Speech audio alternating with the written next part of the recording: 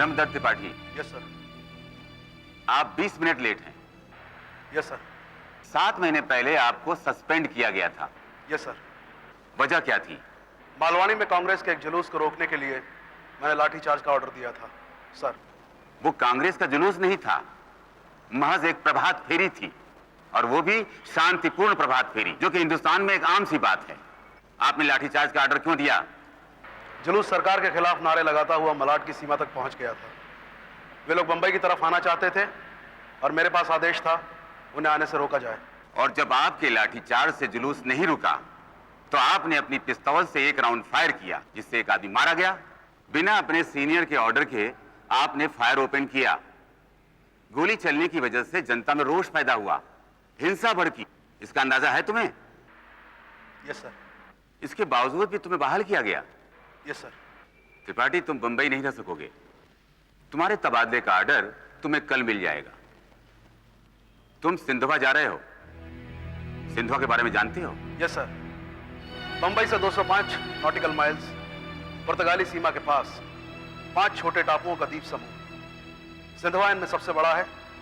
हर 15 दिन में यहां पुलिस की गश्त होती है और यहां पुलिस की कोई चौकी नहीं है। गुड।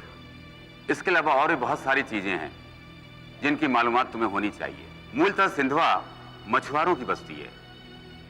वहां एक भूषण परिवार भी रहता है, जिनका मुखिया है भारत भूषण। शांति भूषण बड़ा बेटा है जो शादीशुदा है, और ब्रजभूषण छोटा बेटा। ये मछुआरे नहीं हैं, ये तस्कर हैं। Yes sir. Remember, they are criminals for us, but for the people of Sindhwa they are the kings. Yes sir. वहां एक नई पुलिस चौकी बन रही है। तुम्हारे साथ 2 सिपाही जाएंगे। सुविधा तो वहां ना के बराबर है। तुम्हारा काम सिर्फ लोगों पर नजर रखना है। Yes sir. और हाँ सुनो, भूषण परिवार से बेबात मत उलझना। Yes sir. Mr. Tripathi, you will not make your own decisions. Yes sir. I wish you all the best, and I hope you will not prove yourself as stupid as you are. Yes sir. अब तुम जा सकते हो।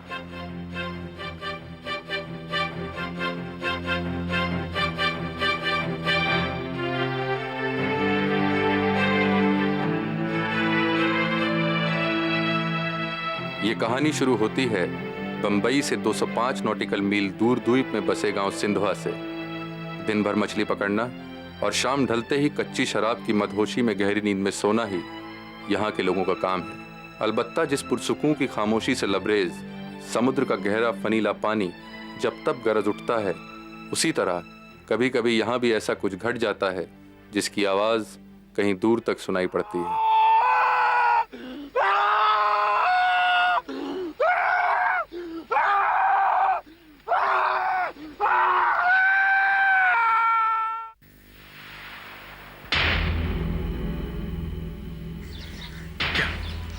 क्या समझ में नहीं आ रहा तेरे को?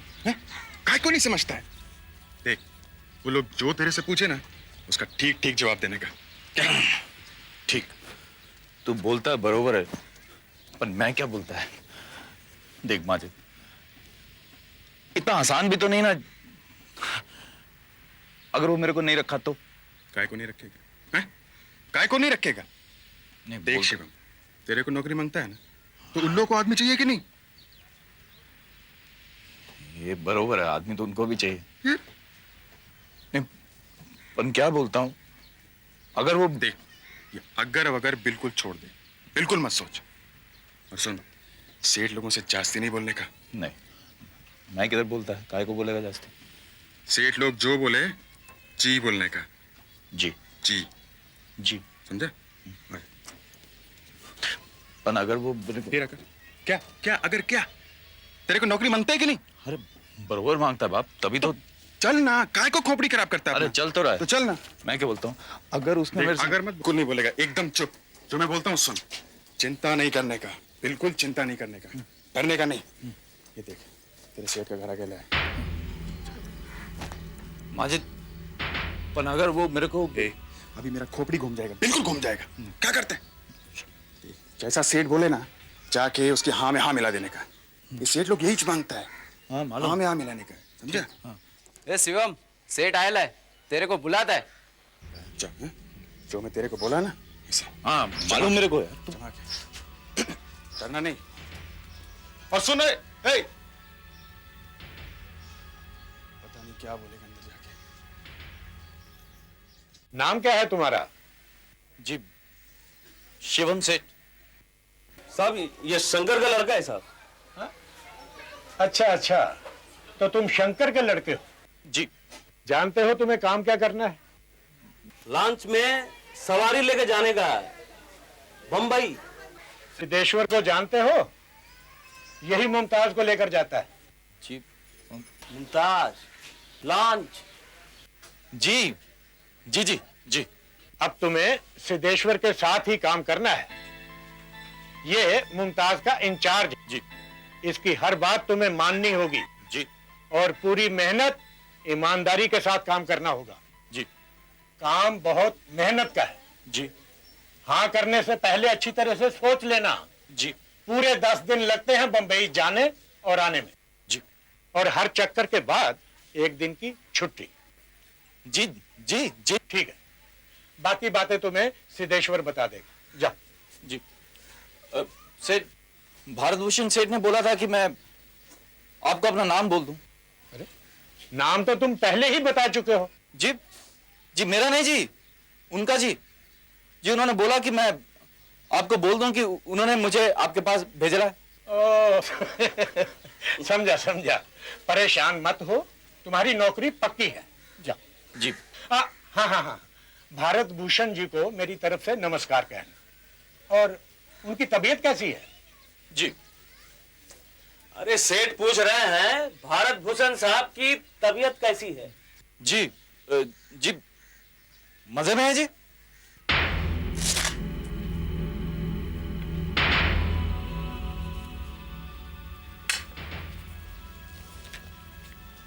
अब तो पहले से नॉर्मल है और इसी तरह एहतियात बरतेंगे तो आप जल्दी ठीक हो जाएंगे। भारत भूषण जी, आज मैं वापस जा रहा हूँ।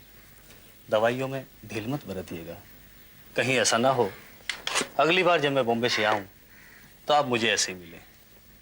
अच्छा, अब मैं चलूँगा। नमस्ते। किसी को बुलाना चाहते हैं? छोटे बेटे को? अच्छा, बड़े बेटे को मैं भेज देता हूँ।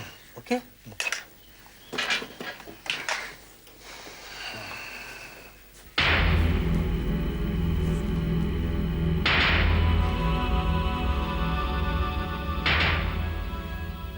नहीं मलिक साहब, नहीं, माल यहाँ नहीं उतरेगा। हम अपने गांव वालों को परेशानी में नहीं डाल सकते। आप कहीं और उतार लीजिए। कमाल की बात करते हैं आप शांति भूषण जी। और आप तो जानते हैं कि अगर माल आज ना उतरा तो लाखों का नुकसान हो जाएगा। फिर मैं माल और कहाँ उतारूं? पुलिस का भी तो खतरा है। मैं मानता हूँ आपकी बात, पर यह सौदा हमको बहुत महंगा पड़ेगा। जहां आप माल उतारना चाहते हैं वहां गांव के मछुआरों ने जाल लगा रखे हैं, जिनको भारी नुकसान हो सकता है। कमाल है, कमाल है। आप एक जाल के पीछे लाखों का नुकसान। कहो। बड़े साहब याद कर रहे हैं। अभी आ रहा हूं। कहिए। मैं कह रहा था जी, वो लाखों का नुकसान। देखिए मलिक साहब, हम लोगों ने हमेशा गांव वालों का साथ दिया है। बदले में हम सब यहाँ सुकून के साथ अपना धंधा कर रहे हैं। अगर आज हमारे किसी काम से गांव वालों का नुकसान होता है तो हम भी कहीं के नहीं रहेंगे। ओके जी। और मैं कह रहा था कि बांधवा में उतार नहीं, उस जगह की बात मत करो। वैसे इससे बेहतर जगह कोई और नहीं थी जी। अब बेकार में लाखों का नुकसान। आई एम सॉरी, पर यह सौदा तो हमें बहुत महंगा पड़ेगा। अजी, ये तो सीधी सादी बिजनेस टैक्टिस है। हमारा भला तो तभी होगा ना जब हम भी गांव वालों का भला करें। जैसा आप ठीक समझे।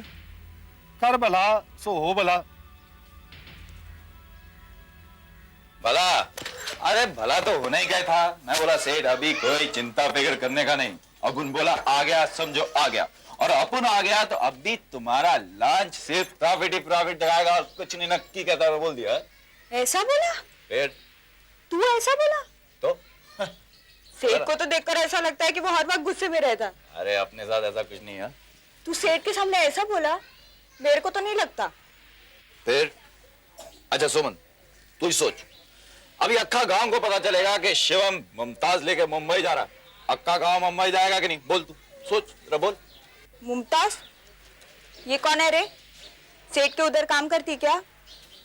ए शिवम, उधर कोई लफड़ा नहीं मांगता? हाँ? अभी नया नया नौकरी मिला है तेरे को। ए येड़ी, तेरे दिमाग में कुछ भेजा है कि नहीं? मुमताज नहीं मालूम तेरे को? तेरे को मुमताज नहीं मालूम है? इसको मुमताज भी नहीं मालूम है? अरे वो सेठ की लॉन्च का नाम है मुमताज, मालूम? और सेठ अपन को जिम्मेदारी दिया, पूरा लॉन्च अपन पे छोड़ दिया है। ए, बस कर, खाली पीली बंकस मारता रहता है। अपन बोला इससे, देख शिवम, सेठ से ऐसा बोलना, ऐसा बोलना। अभी बोलता है मैंने बोला क्या? अबे जान देना तू। फिर क्या बोला सेठ? बस तू लॉन्च संभाल ले और बोला ठीक है। अभी तो अपन राजा है और तू अपनी रानी बनेगी ना रानी है? शर्मा गई साली अपने राजा से है, देख शर्माती है।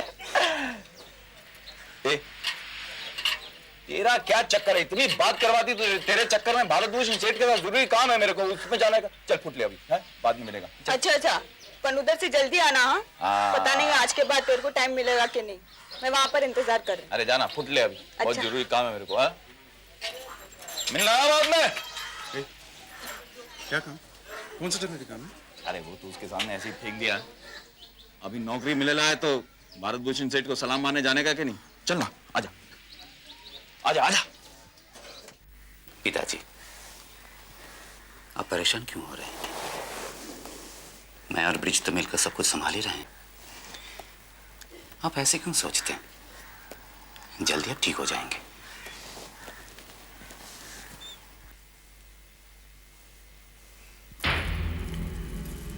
क्या है ये? माँ का हार? आप मुझे क्यों दे रहे हैं? नहीं, मालती लेकर क्या करेगी? नहीं, आप इसे ब्रिज की शादी के बाद उसकी दुल्हन को दीजिएगा।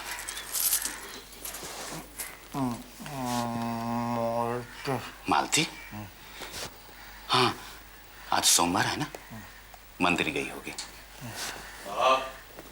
शिवम मस्जिद आए, कहता है कि बड़े साहब से मिलना। अच्छा, अभी मैं मिल के आता हूँ। चलो।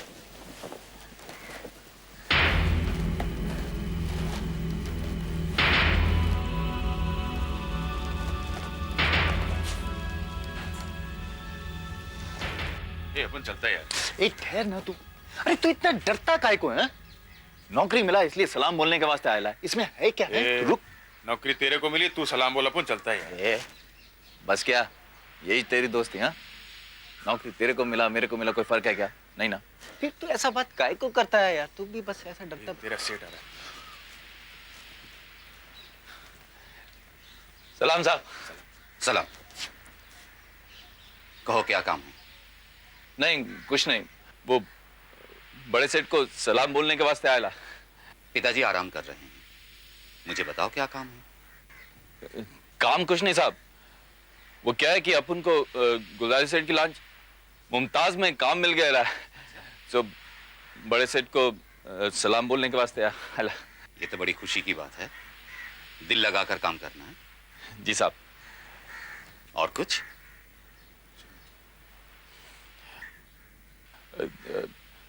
वो गुलजारी से सलाम बोले हैं साहब। अच्छा ठीक है। अच्छा चलता साहब। सलाम साहब। अच्छा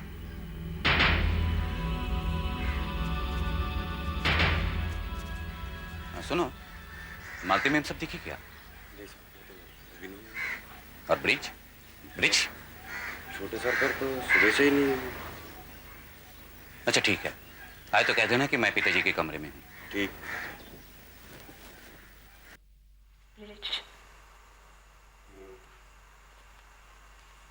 मेरी समझ में नहीं आ रहा कि क्या ठीक है। वो जो हमारे साथ हुआ या वो जो हम लोग कर रहे हैं, दोनों ही गलत। गलत?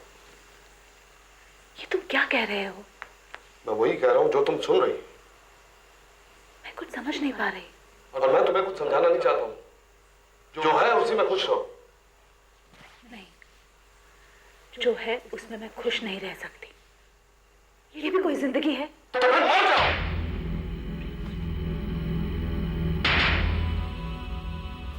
देखो मालती, तुम मुझसे इस तरह के सवाल मत पूछा करो, मैं परेशान हो जाता हूँ।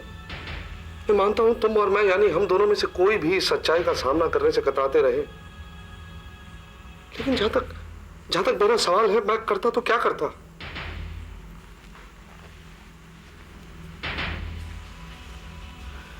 बचपन से आज तक अपने बाप के सामने मुंह खोलने तक की भी हिम्मत नहीं हुई।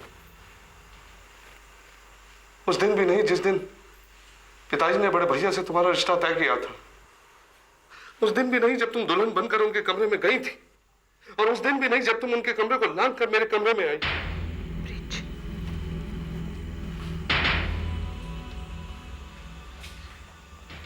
बचपन से शायद मैं कुछ ऐसा ही बन गया था, निजलिजा सा, डरा हुआ सा। कभी कभी तो मुझे ऐसा लगता है कि सभी ने मेरी इस कमजोरी का फायदा उठाया। मेरे बाप ने भी उठाया। जब चाहा जहां चाहा मेरे निचली से शरीर को फेंका। बड़े भैया ने भी जब चाहा जहां चाहा मेरे इस डरे हुए मन को रौंद डाला। और तुमने भी जब चाहा जहां चाहा मेरे शरीर का भरपूर फायदा उठाया।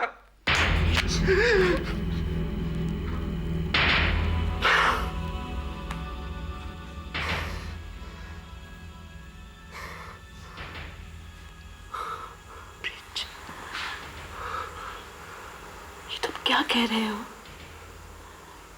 जो मुंह में आ रहा है बोले जा रहे हो। ये कुछ समझ में नहीं आ रहा मालती, समझ में नहीं आ रहा। मुझे समझने की कोशिश करो। मैं तुम्हें बहुत चाहता हूँ मालती, मैं तुम्हें बहुत चाहता हूँ। जानती हूँ, अच्छी तरह जानती हूँ। तुम्हारी हर तकलीफ का मुझे एहसास है।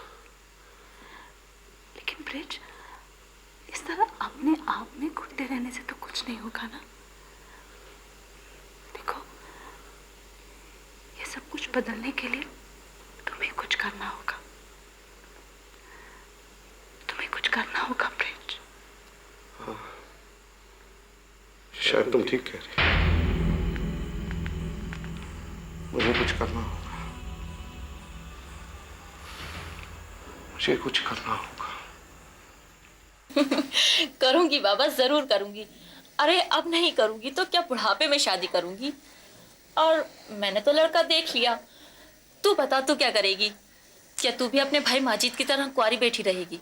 क्या अंजलि, तुझे और कोई बात नहीं सूझती? जब देखो मेरे और माजिद भाई के पीछे पड़ी रहती है। अच्छा, दिल ही दिल में तो बहुत खुश होती होगी, और ऊपर से हाय भगवान बचाए। अच्छा, ये तो तय हो गया कोई ना कोई लड़का जरूर है। उसका नाम बता ना। अंजलि देख, अब बहुत हो गया। हाँ, जब से आई हूँ तब से पूछे जा रही हूँ। आखिर बता ना, इतनी खोई खोई सी क्यों लग रही है? मैं कहाँ खोई खोई हूँ, ठीक तो हूँ। ठीक तो नहीं हो, कहीं ना कहीं कुछ ना कुछ गड़बड़ जरूर है। अब मैं क्या बताऊं तुझे? उसका नाम जिसे तू पसंद करती है। मेरे पसंद करने से क्या होता है? ऐसा कौन है यहाँ? समीर, अशरफ, शौकत? अच्छा तू ही बता। वो हिंदू है। आजा। अच्छा मैं जाती हूँ। ए सबा, किसको लेकर आया हूं मैं? मुमताज का मालिक। मुमताज का? हाँ, अरे इसकी नौकरी लग गई है। कल से लॉन्च पे जाएगा। ए शहजादा सलीम, तू भी तो कुछ बोलना भाई। अरे बैठी रहो। खुश नहीं हो? अभी तेरे को, तेरे भाई को, सबको मुंबई लेके जाएगा मैं। चलेगी? अरे अभी अपन वो पुराना वाला शिवम नहीं रहा। मालूम, सेठ ने पूरा लॉन्च का जिम्मेदारी दिया मेरे को, और खुद बोला, वो कसम से खुद बोला। बस रहने दे। उधर सुमन के सामने ठीक था, पर इधर नहीं चलने का, समझे? सारा काम भारत भूषण साहब ने कराया, और ये मरा मछली के माफिक फूल रहा है क्या? इसका बात नहीं सुनने का है। मैं भी तो सोचूं सेठ गुलजारी लाल ने ऐसा कैसे कह दिया। सेठ भारत भूषण बहुत अच्छे आदमी हैं। अरे उधर से आ रहे ना, वो बड़ा सेठ नहीं मिला, छोटे से मिले हम। सुना है वो तो बड़ा जालिम आदमी है। ये क्या बोलती तू? वो तो बहुत अच्छा आदमी है भाई। हा?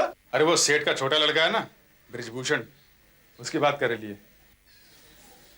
ब्रिजभूषण? हाँ, ब्रिजभूषण बहुत उल्टा खोपड़ी का आदमी है, पता नहीं कब क्या कर जाए।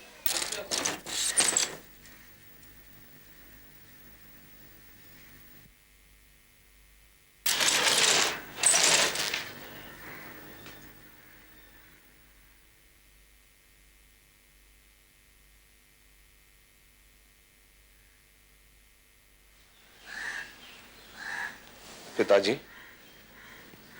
अब दवा क्यों नहीं खा रहे हैं? डॉक्टर ने कहा था ना कि आपको रोज दवा खाना जरूरी है? नहीं, ऐसे नहीं चलेगा। आप हमारे पिता हैं, आपका हाथ हम बच्चों के सर पर होना बहुत जरूरी है। क्या आप ठीक नहीं होना चाहते हैं ना? याद है जब आप जवान थे, कितने रौबीले थे आप, कैसी जबरदस्त थी आपकी आवाज। ऐसी आवाज के हम बच्चों की आवाज आपने कभी नहीं सुनी। पिताजी आप फिर से जवान होना चाहते हैं ना? वही रौबीलापन, वही जबरदस्त आवाज